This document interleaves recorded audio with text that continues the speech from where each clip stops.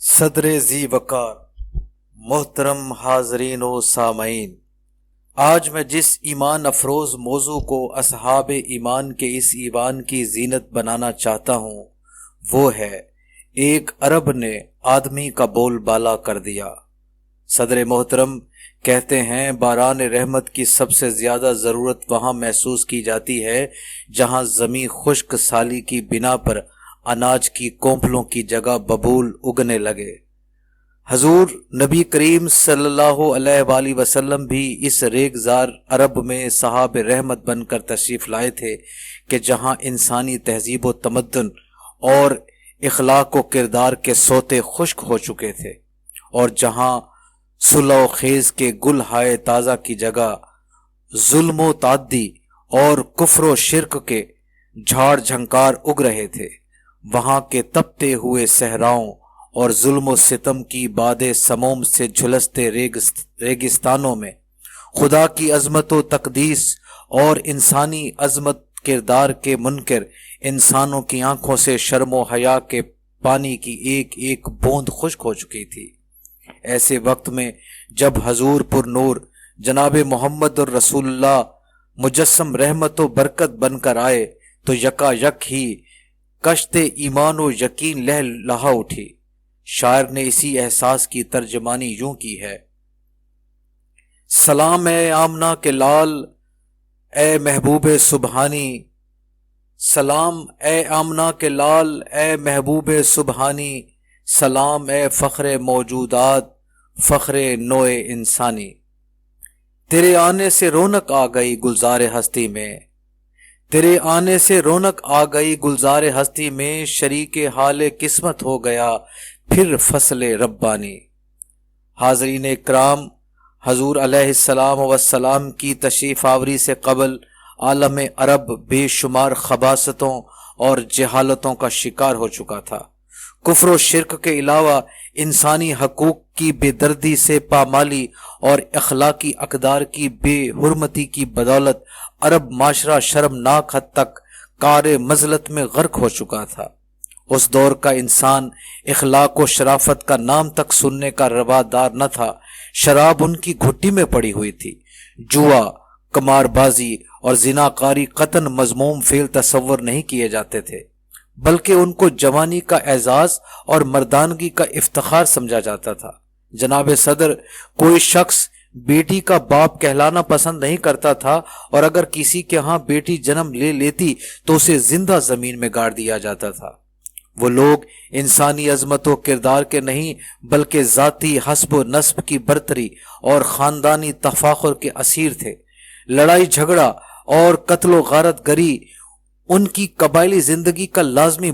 جز بن چکے تھے۔ معمولی باتوں پر تلواریں نیاموں سے باہر آ جاتی اور پیاسے ریگستانوں کی پیاس بجھنے لگتی۔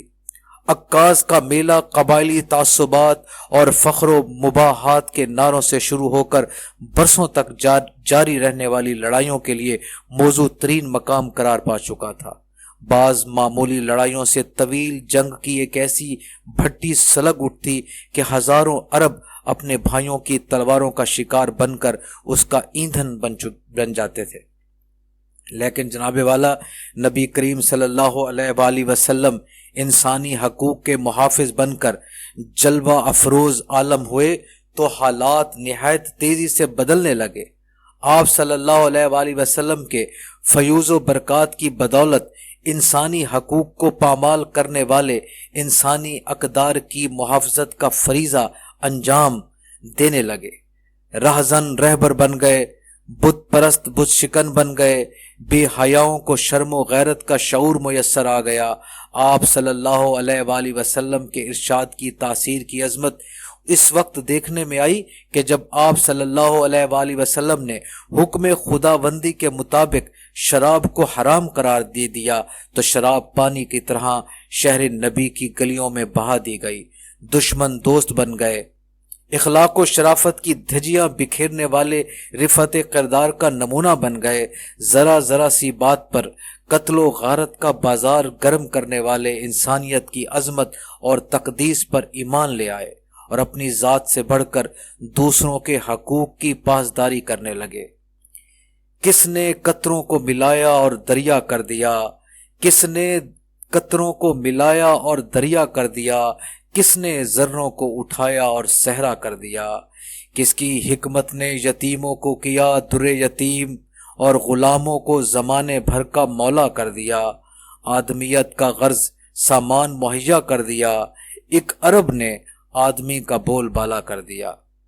جناب صدر، آج دنیا مساوات کے نعرے لگا رہی ہے، پسماندہ اور کچلے ہوئے انسان رنگ و نسل اور ذات پات کی زنجیروں کو توڑ کر ابھرنا چاہتے ہیں۔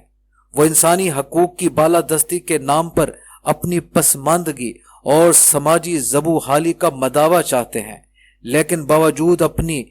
انتہائی کوشش کے وہ اس سماجی اونچ نیچ، طبقاتی حد بندی اور معاشرتی عدم مساوات کی دیواروں میں شگاف پیدا نہیں کر سکے۔ نظریات کے نام پر اپنا سب کچھ تج دینے کے باوجود بھی ایک نچلے طبقے کا انسان اپنے سے اوپر کے زینے پر بیٹھنے والے کے برابر نہیں بیٹھ سکتا۔ افریقہ کا حبشی چاہے تو کریم رگڑتے رگڑتے اپنی کھال تک چھیل ڈالے، مگر وہ حقوق میں گورے کے برابر نہیں ہو سکتا۔ ہندوستان کا اچھوت انتہائی اپ ڈیٹ ہونے کے باوجود برہمن کے حقوق نہیں پا سکتا، اور امریکہ کا ریڈ انڈین برسر اقتدار سفید فام طبقے کی برابری کا دعویٰ نہیں کر سکتا۔ لیکن اسلام کی آغوش میں جو بھی آتا ہے وہ رنگ و نسل کے امتیازات اور ذات برادری کی تفریق کو بھول کر ایک ملت مسلمہ میں گم ہو جاتا ہے۔ نبی کریم صلی اللہ علیہ وآلہ وسلم نے ایک صحابی رضی اللہ تعالی عنہ کو اپنے غلام کو مارتے دیکھا تو فرمایا، جتنا قابو تم غلام پر ہے اس سے زیادہ قابو تم پر اللہ کو ہے۔ صحابی رضی اللہ تعالی عنہ نے ہاتھ روک کر عرض کیا، حضور صلی اللہ علیہ وآلہ وسلم، یہ غلطی سے باز نہیں آتا۔ حضور صلی اللہ علیہ وآلہ وسلم نے فرمایا، معاف کرو حتیٰ کہ باز آ جائے۔ صحابی رضی اللہ تعالی عنہ نے یہ سنتے ہی اسی وقت غلام کو آزاد کر دیا، اور سرداران قریش کہا کرتے تھے کہ اے محمد صلی اللہ علیہ وآلہ وسلم، ہم تمہاری محفل میں کیسے آئیں جبکہ وہاں کمین بھی بیٹھے ہوتے ہیں؟ لیکن اس رحمت مجسم نے امیروں کی خاطر غریبوں کو دھتکارنے سے انکار کر دیا، اور الفقر و فخری کو اپنا افتخار بناتے ہوئے زمانے بھر کے مظلوم و محقور انسانوں کو اپنی پناہ میں لے لیا۔ آپ صلی اللہ علیہ وآلہ وسلم کی غلاموں سے شفقت کا یہ عالم تھا کہ آپ صلی اللہ علیہ وآلہ وسلم حضرت بلال رضی اللہ تعالی عنہ کو اپنی آنکھوں کی ٹھنڈک کہا کرتے تھے۔ جناب والا قدر حضور صحاب لولاک صلی اللہ علیہ وآلہ وسلم کی سیرت متحرہ انسانی زندگی کے ہر پہلو پر محیط ہے۔ آپ نے شاہراہ حیات پر جو تابندہ نقوش ثبت کیے ہیں وہ کائنات کے ہر منشور سے زیادہ قابل تقلید، ہر دستور سے زیادہ محترم اور ہر ضابطہ حیات سے زیادہ قابل عمل ہیں۔ پرامن شہری کی حیثیت سے، فتح عظیم کے شادیانے بجانے والی فوج کے سالار اعلیٰ کی حیثیت سے، لاکھوں مربع میل پر مشتمل عظیم سلطنت کے مقتدر اعلیٰ کی حیثیت سے، عدل و انصاف کا پرچم سر بلند رکھنے والے منصف کی حیثیت سے،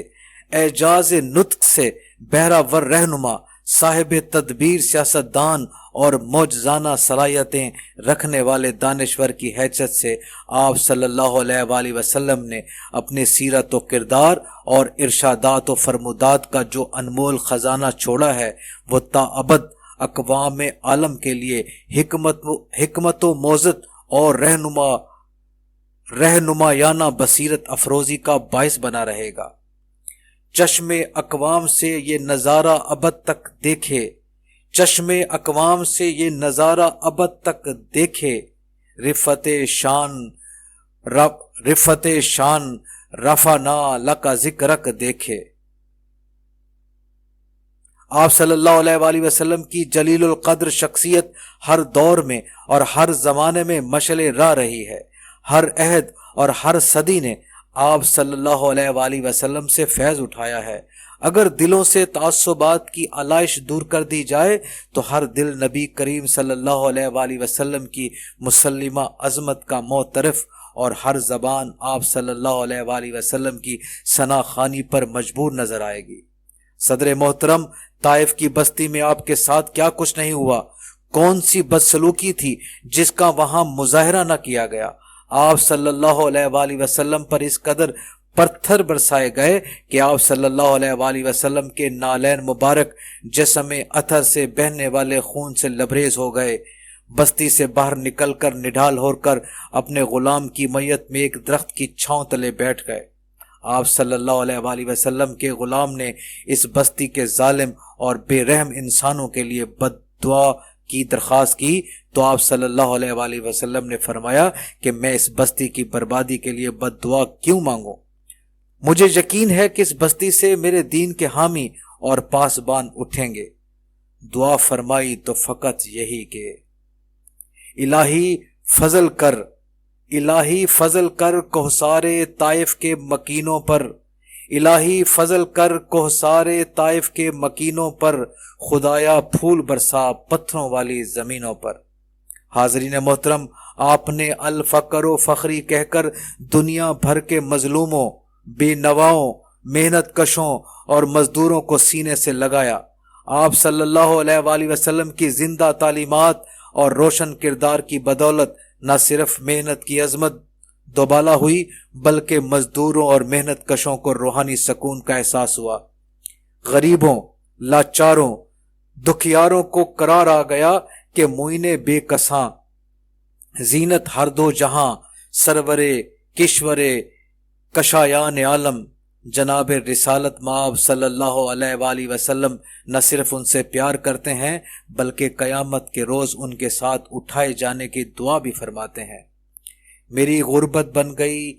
اس وقت سے میرا وقار، میری غربت بن گئی اس وقت سے میرا وقار، کہہ کے جب الفقر و فخری وہ ہمارے ہو گئے۔ جناب والا، آپ صلی اللہ علیہ وآلہ وسلم سے قبل عرب معاشرے میں ہی نہیں بلکہ دنیا بھر میں عورت اس کرۂ ارض کی سب سے مظلوم ہستی تھی۔ عورت کو پاؤں کی جوتی سے بھی حقیر سمجھا جاتا تھا۔ جن سے بازار کی طرح جس کے دام لگائے جاتے تھے، روما و یونان میں جو اپنے ادوار کے عظیم تہذیبی مراکز تھے، عورت کو صرف جن سے بازار تصور کیا جاتا تھا۔ ہندوستان میں خاوند کے مرنے پر اس کی بیوی کو زبردستی آگ میں جلا کر ستی کی رسم کو مذہبی ضابطہ بنا لیا گیا تھا۔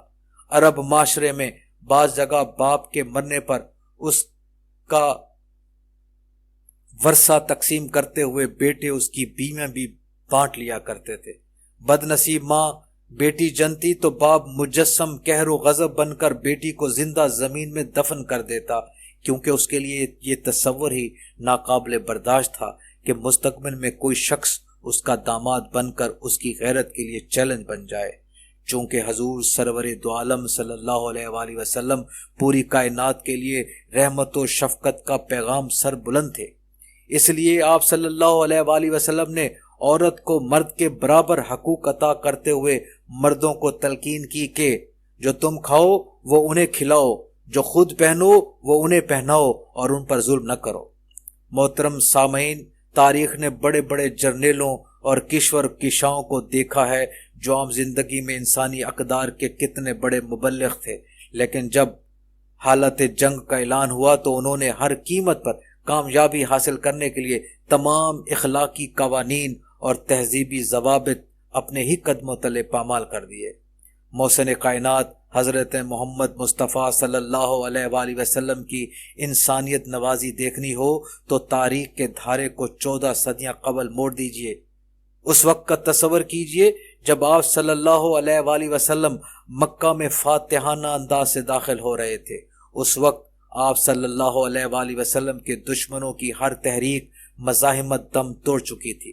آپ صلی اللہ علیہ وآلہ وسلم اپنے خدائے جلیل کی عظمت و برتری کے مظہر بن کر تاریخ کے عظیم ترین فاتح کی حیثیت سے اپنے آبائی شہر مکہ میں قدم رنجہ فرما رہے تھے۔ آپ صلی اللہ علیہ وآلہ وسلم کے حکم سے بیت اللہ کے صدہا اصنام توحید کی ہیبت سے زمین پر گر کر ٹکڑوں کی صورت بکھر چکے تھے۔ یہ وہی شہر تھا جہاں سے آپ صلی اللہ علیہ وآلہ وسلم کو ہجرت کرنے پر مجبور کیا گیا تھا۔ بزم ہستی دم بخود تھی، وقت کی رفتار تھم چلی تھی۔ آپ صلی اللہ علیہ وآلہ وسلم کے تمام اعضاء، آپ صلی اللہ علیہ وآلہ وسلم کے خون کے پیاسے، آپ صلی اللہ علیہ وآلہ وسلم کے جسم اطہر پر غلاظت پھینکنے والے، آپ صلی اللہ علیہ وآلہ وسلم کو پتھر مارنے والے، آپ صلی اللہ علیہ وآلہ وسلم کی راہوں میں کانٹے بچھانے والے، جنت کے گلزاروں کو بشارت دینے والے، پر عرصہ حیات تنگ کرنے والے، پیکر انوار اور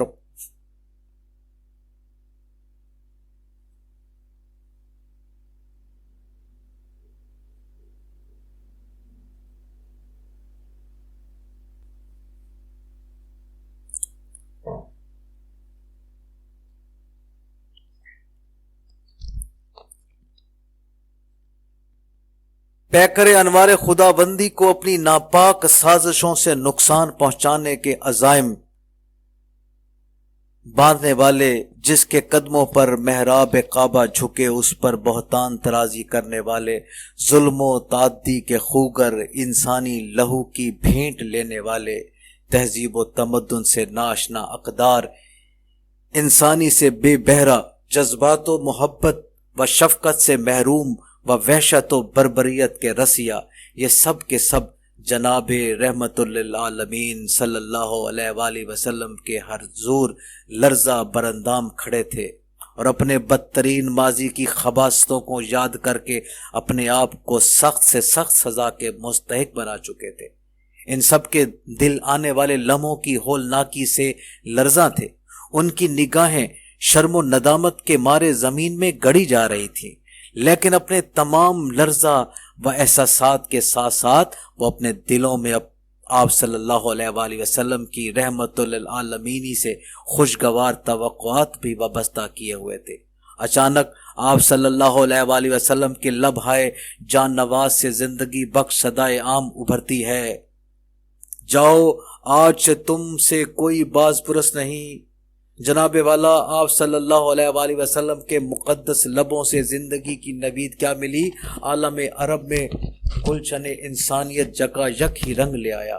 کائنات نے یہ منظر پہلے کب دیکھا ہوگا؟ آپ صلی اللہ علیہ وآلہ وسلم کا آوازہ بخشش قافلہ انسانیت کو منزل مقصود تک لے جانے کا باعث بن گیا۔ آپ صلی اللہ علیہ وآلہ وسلم کے خلق عظیم کے تصور سے یہ کہنا غلط تو نہیں ہے کہ کچھ ان کے خلق نے کر لی، کچھ ان کے پیار نے کر لی، کچھ ان کے خلق نے کر لی، کچھ ان کے پیار نے کر لی، مسخر اس طرح دنیا کے شاہ ابرار نے کر لی۔ صدر علی مقام یہ رسول خدا جناب سرور کائنات صلی اللہ علیہ وآلہ وسلم کی عظمت بے پایاں اور انسانیت نوازی کا ہی اعتراف ہے کہ آج دشت و جبل میں، بحر و بر میں، زمینوں و آسمانوں میں، عرب کے ریگزاروں میں، ایشیا کی عبادت گاہوں میں، یورپ کے علمی و تہذیبی سرمایہ میں، افریقہ کے کالے انسانوں کے چمکتے دلوں میں، محسوسات کے مہکتے ہوئے گلستانوں میں، عشق و عقیدت کے پر انوار ایوانوں میں، فکر و تدبر کی روشن وادیوں میں، شعرا کی مدد ترازیوں میں، ادیب کی ادب نوازیوں میں اور خطیبوں کی تکلم باریوں میں حضور پرنور محمد الرسول اللہ صلی اللہ علیہ وآلہ وسلم کا نام نامی، اسم گرامی، انسانیت کے سب سے بڑے محسن کی حیثیت سے ابھرتا اور جگمگاتا ہے۔ روح فطرت کا یہ جان نواز پیغام اقبال کے لفظوں میں یوں محبت رسول صلی اللہ علیہ وآلہ وسلم کا احساس بخش رہا ہے۔ قوت عشق سے ہر پست کو بالا کر دے، دہر میں عشق محمد سے اجالا کر دے، ظلمت و کفر و جہالت پہ زوال آتا ہے، نور قرآن لیے بدر کمال آتا ہے۔ زندگی مجھ پہ لٹاتی ہے مسرت کے گلاب، زندگی مجھ پہ لٹاتی ہے مسرت کے گلاب، جب بھی سرکار کی رحمت کا خیال آتا ہے، سیدی کہہ کے بلاتے ہیں صحابہ اس کو، سیدی کہہ کے بلاتے ہیں صحابہ اس کو، زیر دامان محمد جو بلال آتا ہے، جس کو سرکار دو عالم کا ہوا لطف نصیب، جس کو سرکار دو عالم کا ہوا لطف نصیب، کون کہتا ہے کہ پھر اس کو زوال آتا ہے۔